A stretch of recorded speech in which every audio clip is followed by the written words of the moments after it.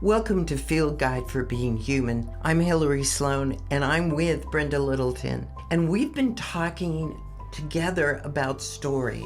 And this is the first of our conversations about what story means to us. We talk about memoir, dreams, trauma, writing, and how stories we tell can either imprison us or help us become someone new. Hi, Brenda. Why don't you introduce yourself? Okay, according to story, huh? Okay, so my story is I always wanted to be a writer as a little girl. I know why. I was at a very young age, like 3 years old, in bed with my grandmother dying, and she was bedridden, and she was my babysitter. And at 3, she became the main influence, the only influence I had in learning how to read. And so I would be in bed with her. She'd have 2 lap books, and I'd follow her finger, and I learned how to read. And I fell in love with story. And story reading became my go-to, whether I was alone, whether I needed quiet time. When I was in school, I was always reading. So story for me has always been a deep part of my identity. And I value story. I'm curious of story. And subsequently, I become a writer, published, but also a teacher of writing. And it was just, I didn't intend to become a teacher of writing. I wrote a thesis on writing, on personal literacy, and that won me an award. And the award was to teach writing. And it was to teach writing at a university at a graduate level. And I thought it would be a one-off, something I had to do to comply with the award. And 12 years later, I was still teaching writing, department coordinator, and I've worked with thousands of writers. I've subsequently become a therapist and a coach. Many of my clients are writers. I become a story editor. I don't really see myself as using story for therapy, although every client that I work with, there is some aspect of personal narrative involved. You had mentioned that you're writing a memoir and that it came from dreams. And that's very much part of my training, of my life as a Jungian therapist. And you'd also mentioned something very akin to therapeutic writing, is that you had a teacher, a spiritual guide, a teacher for a very long time, mentioning that the idea was to lose the story, to not get attached. We become our story. We have this ego story, and we use it as our boundaries. We use it to bind us up in a reoccurring pattern, as opposed to breaking free and healing, or just exploring life with a new narrative. So that's where we are. And I really would love to hear more about that, because it is, that's one of the questions we used to be asked in therapy. It's like, who are you without that story? Who are you without being abandoned? Who are you without being abused? Who are you? And it's a valid, viable, important question. Who are we without those stories?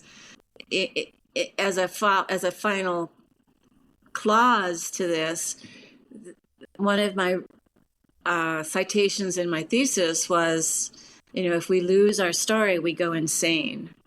So we have these two opposing elements, right? How do we free ourselves from old story? And if we lose our story, we go insane. So from a Jungian perspective, the center, the tension of the opposites, out of the not compromising the idea of really acknowledging those realities, a third option arises. And then from our own interaction, from our own being with those options, we manifest and create a new way. So I think our discussion on story is really informative as to who we are, where we're going, and why. The why is so important in all the arts that I've been involved with. Any major teacher or consultant who's worth their weight in gold says why. What's your why? Why are you doing this? Story isn't just something we tell. It's how we organize our lives. It's how we understand who we are. And for me, I've always been a storyteller. And I talk to angels and beings, and they helped me write poetry, and I created stories, and it was one way to navigate a kind of tumultuous home life. But it was also part of me. I am that. Whatever job I ever did, wardrobe, I would find the story in the wardrobe. Who is this person I'm dressing and why? Mm-hmm. So story is very important. And now it's taking on all new dimensions with the work that I'm doing and the friends that I have, you and writers and storytellers and therapists and healers. It's taking on more life even than I expected it to. But the answer for me, and who are you in that middle ground between the story and the story? It's flexibility and presence. So the flexibility in the sense of being able to change your story or to take on a new dimension of story, is that the flexibility? Right. Okay. Yeah, to not hold anything so tight that it defines you. Got it. To be so present that you can hear the layers of story and you can feel through where you want to be. Because what I didn't know is that I have the choice to define my own story. Mm-hmm. Maybe something happened to me, but that's not who I am. That's not all who you are. And it can actually activate whatever happens to us or happened to us is a stimulator. A lot of therapeutic writing is about what I repressed, what I ignored, what I, stashed in the dark hallway because it's too painful to deal with. But when we get to those moments of recollection, of the recovery, of the renewal, there is so much waiting for us that's available that we haven't mined, we haven't looked at, we haven't invited in. I always call it inviting it into the table, to host and to ask the story. What do you have for me today? Like, what is the story today? What is that you want me to live? I was once told by Robert Remanishin during a panic attack, dealing with my story, that she just said, Ren, you don't choose the work chooses you. And that to me was the foundation of, I'm going to live my story. And all I'm going to do is show up, do my absolute best of that moment, whatever that is, with all my flaws and foibles. The story will take care of it. Everything else, maybe other people call it something else other than like fate or destiny or intuition. I call it story. And I love what you're saying is being flexible to allow in that perspective. I coined a word, perspection, is perception and perspective and perception. And it's the idea of in being open to being informed in ways that I wasn't informed yesterday. And that is worthy to sit down and write. What is it today that's new? What is it today that I feel? What is it today that doesn't work? What is it today that is complete and can be offloaded? So I find story is a verb. It's a process. If we keep it corralled in a very predetermined meaning, it will keep us small. But it, as Jung says, the wound also, if you go into the wound, into the pathology, you also find the remedy, the healing in there. So I think going into the story, how am I staying small? How is this restricting me? How is this defining my limitations and not my potential? What part of story is yet to be written? I recently took an online week-long memoir class. But everybody's so different. Yeah. That's the interesting thing. In some ways, you might have the same story. My mother was very sick and she died. I was a child. There's a lot of people with that story. But how people respond to it and the conditions that was in are so different. Did you find that as you're listening, you're seeing it as the writing, their experience, their expression is like a documentation? I hadn't thought about it, but yeah, I could say that for many of them. There was one woman, I can't think of the name of her book. I'll have to get it. Something, The Life of a Boob, but she had breast cancer. Mm-hmm. And she was reconstructed. I guess she had a mastectomy. She was reconstructed. She had a family. And she found one day that she was very upset that the boobs weren't perfect. Mm-hmm. And so she started to do a lot of research on how women think of their breasts. And so it took her into a whole area. That's so interesting about not having a perfect boob. Right? You know, they were off and going through this almost trauma or, obsession about, was she going to get them done again? And what did that look like? And why? And should she? And you right and wrong. Because you got all of that in there too. You know, why am I even feeling this? Yeah, why do I care? Like what is, so I immediately think of what's underneath that. Like what is really underneath that story? Like what sense of perfection? What is there yet that hasn't been expressed? Well, she went into nonfiction writing and did a whole historic breakdown on the feminine body and how we are influenced, that it may have nothing to do with us. Yeah, I completely concur. The other part of documentation of experience is helping one remember intimately between you and the page, so that it's safe. It's and I used to sit with people that were so concerned and worried that is it right? Is it accurate? Did this really happen? You know, am I making it up? Can I trust my memory? And I go, doesn't matter. Just put it out there. Just get it on the page. Just allow it to siphon out, allow it to flow, allow your memory to go back, allow the body to relax, that gentleness or even the panic of that moment. And again, this feeds into when I'm thinking of the woman with the perfect boob, or the quest for the perfect boob, is we quest for the one time. We have to do it right the first time. We have to get it right. We have to get it perfect. I go, no, writing, it really is that force of nature in allowing us the feeling of experiencing grace. We show up, we give what we can, we are who we are, we put it out, we write it down. And then next time we go back, it's like, oh, no, that didn't help. I got to add more.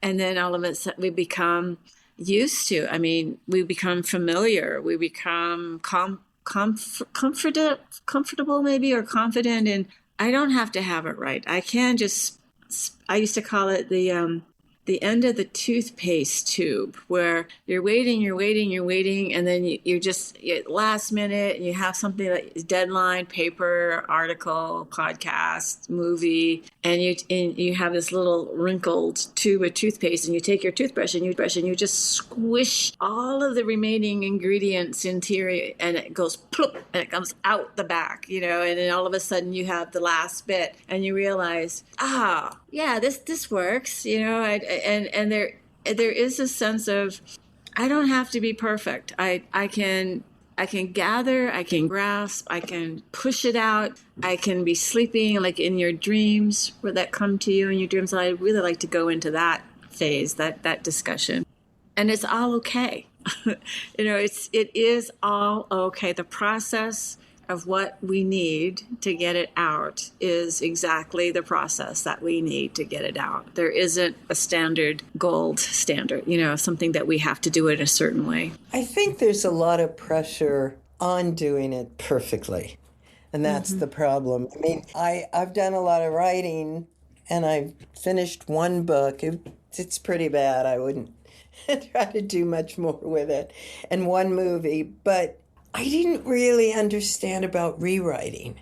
After taking that class with Miltree and Gabriel Hart, and he and Renee Pickup both introduced me. They're Miltree writers and holding workshops. And they introduced me to editing in a way that I had never known it. And that was exquisite. All of a sudden I could give myself permission. And I read, Bird by Bird and everything else, but I still couldn't give myself permission to be that messy. Oh, to And be that it is, messy. Oh, okay. Interesting. that the writing until it's polished, and that can take 1,000 drafts, years. A Mm-hmm. lot of these people were talking about working on a book 10 years. I think just listening to other writers talk about their writing experience, and particularly memoir, because memoir often deals with trying to heal wounds. Mm-hmm. Most memoirs are about things that have been difficult, about rape, about, a bad relationship with your mother, somebody dying. Mm-hmm. It's really, there's Yeah. a wound in there somewhere. And I have started to go back into writing classes. And I think that was a really important step because the isolation kept me locked into one view. Beautiful. So, what about your dreams? Like you're saying that a lot of your writing comes from dreams, and so you've had a lot of dreams with direction, or is it? No, this writing, only this writing, I woke up with the words recapitulate. Okay. Wow. And it was, I mean, I heard it. It was audible. And so I sat down, and all of a sudden a flood of scenes kept coming. And I started just throwing them on the computer and writing and writing. And then I realized that I'm going to organize these. There's something else. Okay. So I don't know, as a child, my dream life and my waking life were pretty close. Yeah, mine too. A lot of my writing, I have different types of writing, but now I'm writing from when I was 4 and 5, the scenes, the actual visuals that I saw as a child. And I really can't tell if I was asleep, if I was dreaming, or I was physically on that rock by that river, and that's what it sounded like. So much of life is, we are told that our dreams are ephemeral, but they're actually just little zippers that we can walk into, and it's a whole new scene going on forever. And if we can just get back into that slit, it's all there waiting for us. Well, I'm captured by your recapitulation, where you heard one word, you woke up and you sat down and you listened, you followed, you were curious, and you just allowed the process to unfold and unfold and unfold. Are you still in that unfolding process? Are there other words coming to you, and is the writing all about and surrounds and defines capitulation? Like, tell me, I'm really curious about this process of yours. When I heard that word, I thought of Carlos Castaneda and his books. And in those books, he talks about it. And I looked it up a couple of different places, and what I took from that was basically you're emptying all the stories so that you can get a different perspective of them. What we saw then isn't necessarily what we see now, and they're both colored now and then. And in a lot of spiritual, metaphysical places, people believe they're moving so fast, and time isn't what we know it is. So we're moving in and out of time. Yeah, it's not linear. It's not linear, and I feel bleed throughs. I mean, I don't need to rewrite the scenes into something I want. That's not what I'm doing. It's much more sensory. Lying on a floor of my grandmother's apartment with thick carpeting and the murmur of traffic from below. What I think she was like 23rd floor up in Manhattan in a kind of a ritzy apartment over the park, and those sounds coming through. And that in contrast to my maternal grandparents who lived in Brooklyn, and very different sounds and smells. First time that you've listened to dreams, or dreams want your attention with respect to writing? I've been thinking a lot about my dreams lately and finding old dreams that I wrote down. They have always been part of my life. I found some of my old writings recently of dreams from 1990, and I put it on Substack.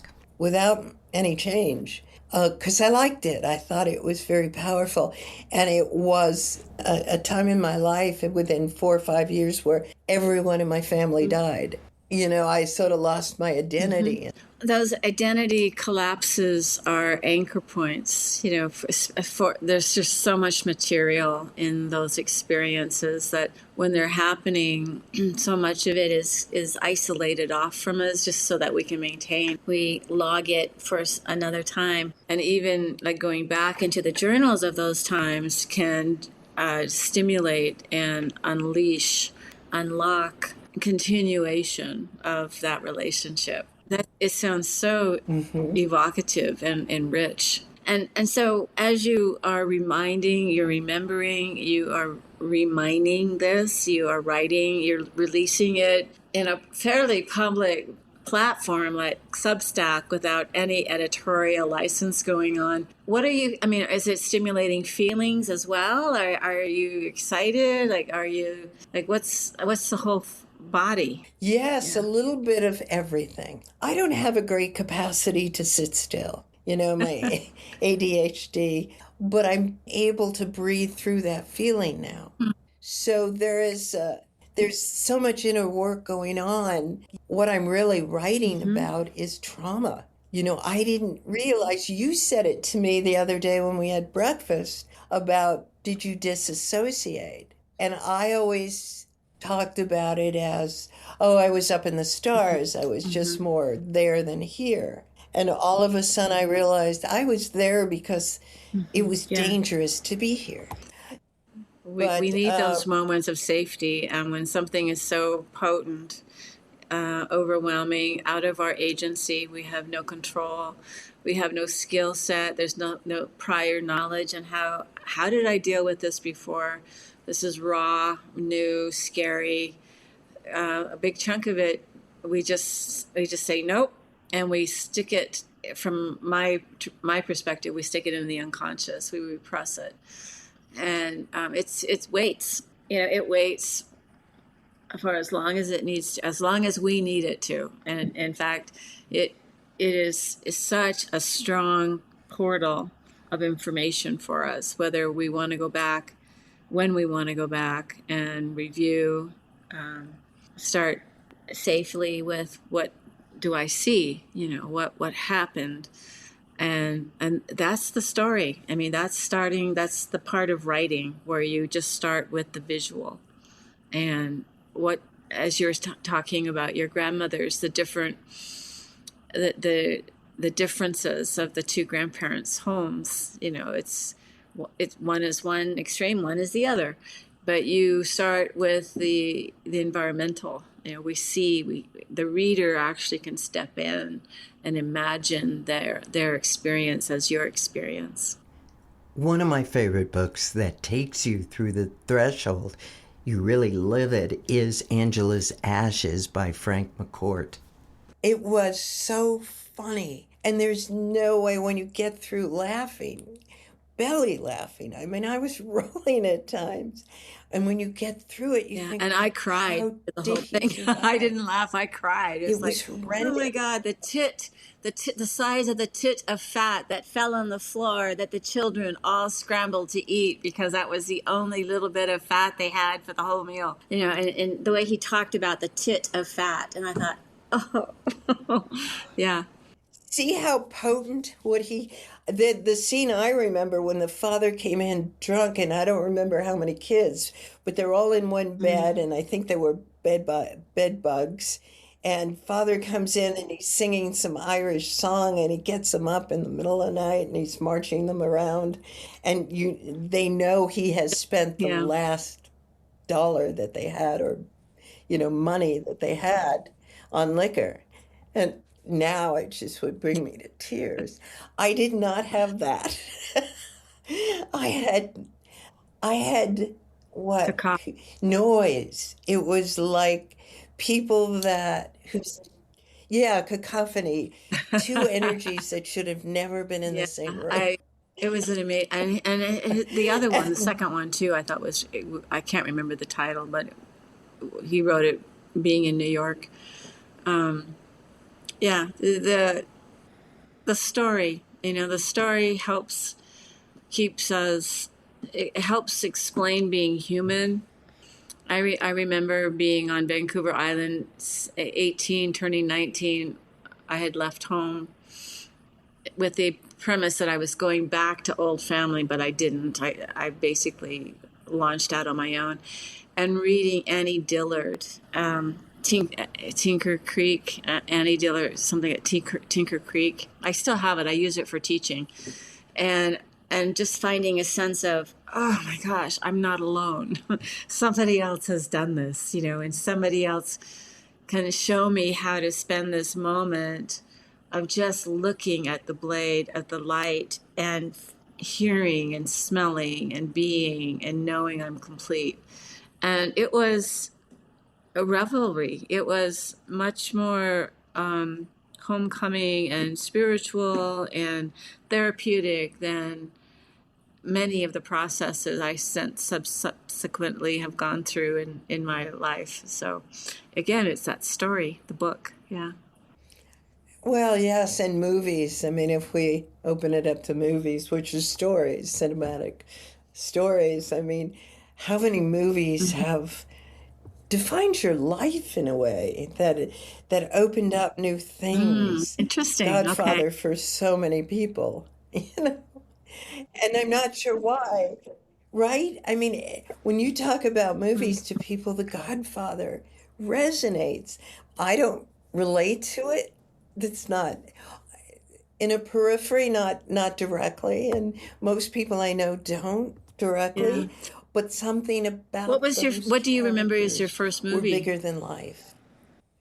Oh, I think it was Bambi, or not Okay. Bambi, So no, Disney, was Hansel and Gretel. Disney show? And I got it must have been at Disney, and it was in New York at Radio City Music Hall. And I got so triggered that I Oh, hid under the oh, seat so my grandmother that's a couldn't great get me scene out. to write.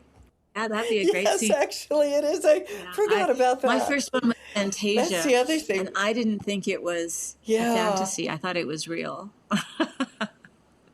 I thought, oh, this is a real film. This is. I'm going to go out and look at this. I'm going to go find Fantasia. Yeah. Yeah.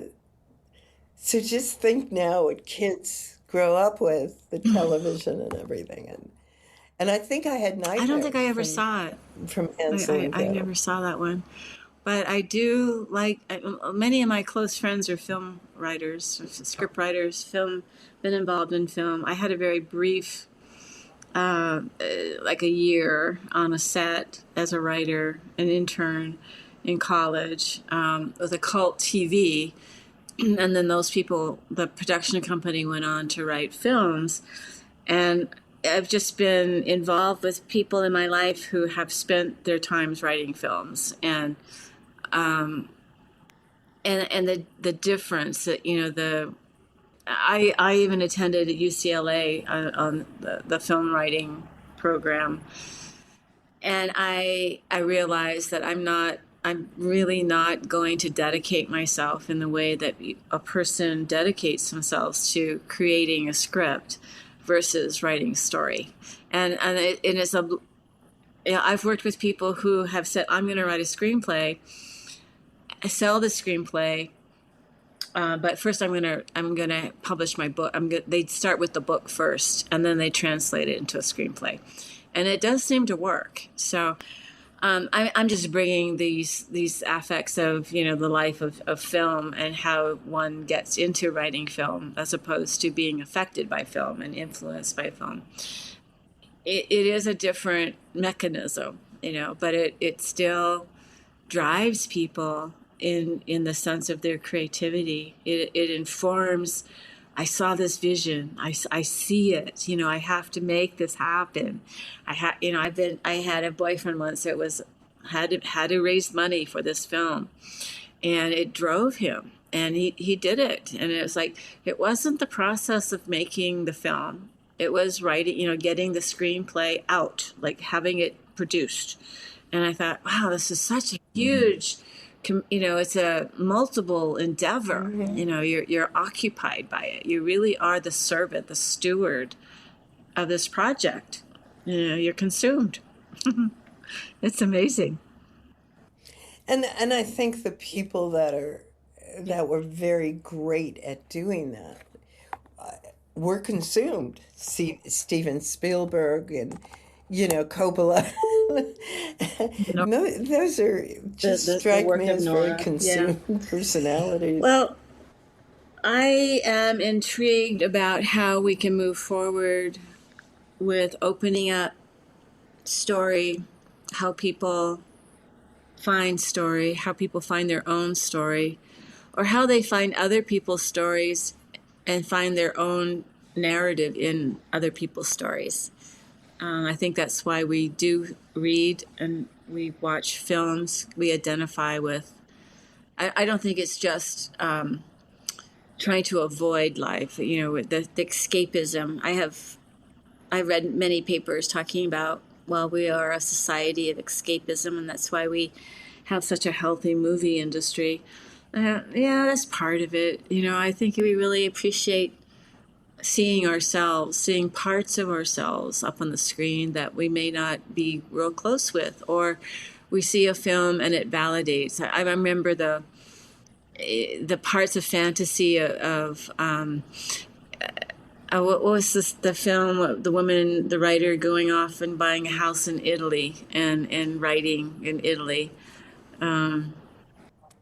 Provence could be. Was it Provence? Just those Provence, excursions of I could do that. Or I remember seeing that film right when they came back from living in Greece for 3 months and thinking I should have stayed. Santorini wasn't it, but Corfu it definitely and Crete had great places to sit and write. And think about saw some clips from Mamma Mia. Yeah. And that's so much fun, so you can go, you can put your life in a musical. Yeah, as a young girl, I used to dance musicals at the Dorothy Chandler Pavilion in the Hollywood Bowl, and I hated it. So I've been avoiding writing those stories, but I know that there's a lot there that is still waiting to purge out. Thank you. Yeah. Thank you, Brenda. And thank you, everyone, for listening to this first conversation in our new series, The Field Guide to Being Human. We'll be returning to this conversation every other week, exploring stories from different perspectives through dreams, creativity, relationships, the body, imagination, and the many ways we make meaning of our lives. If this conversation resonates with you, I'd love to hear from you. Leave a comment on Substack, share the episode, and if you'd like to support these conversations, please consider becoming a free or paid subscriber. Until next time, take good care of yourself, stay curious, and keep asking the questions that don't have easy answers. Sometimes those are the ones that change us the most.